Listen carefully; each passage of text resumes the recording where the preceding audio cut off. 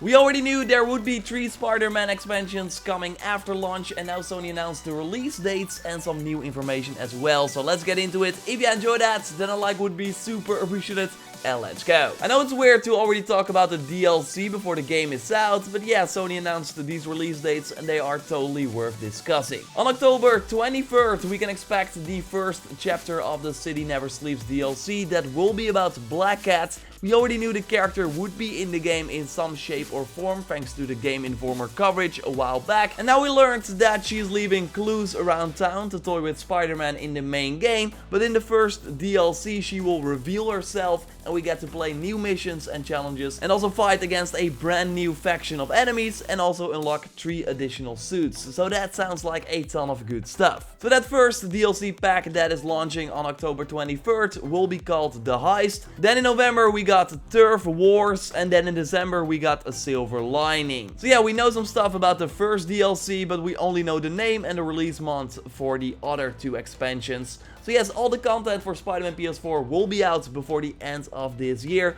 First we knew that it would release by March 2019, so this is sooner than I anticipated. And that's great. I mean, a good reason to jump back into the game after release is always nice, and we don't have to wait that long, so that is cool news. The DLC expansions do of course cost some money. Sony notes that they are $10 per chapter, but can also be bought in one bundle for $25. If you already have the Digital Deluxe Edition though, then you also have the DLC already. That edition is $80 in the PlayStation Store or €80, while the regular edition is €60 or $60. So that means that you get the whole DLC bundle for $20 instead of $25. I think the price for the DLC will be the same in euros and should be available in the PlayStation Store at the time you're watching this video. But at the time of this recording, they are not up yet. In the UK, the Digital Deluxe Edition is, by the way, £65, while the regular game is £55. So a lot of savings on the DLC there, with the DLC likely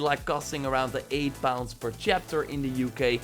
Again, I cannot check it right now, but it should be available in the store when you're watching this. If you bought the Collector's Edition just like me, then you already got the DLC as well. And for $10 per episode, I expect like a few hours of gameplay with some side content like the challenges they already mentioned. And those might be like replayable as well, but yeah, I'm totally for more content after launch, and it's great that we already know like when we can expect it. I also wanted to share some info on a day 1 patch that is coming to the game around launch, so when the game is out, it should be there for you to download. Although I think that if you bought it digitally, you probably don't have to download it, it might be included in the file already. Anyway, this patch will not only include some fixes, as James from Insomniac notes on Twitter. No, there should be some real good stuff in the patch as well. He promises that you will want that. So, totally worth the download from the sounds of it. If you followed my channel for a while, for example with God of War recently, or maybe Horizon Zero Dawn, then you know that I will be all over these patches, telling you everything you need to know about the updates that come to the game. So, totally subscribe to miss nothing regarding Spider-Man PS4. I got you covered. I can't wait myself as well. Like this video to support the channel. Check out my latest Spider-Man PS4 video on a new trailer that dropped yesterday, and also the length of the game that was revealed, and I will speak to you next time. Goodbye.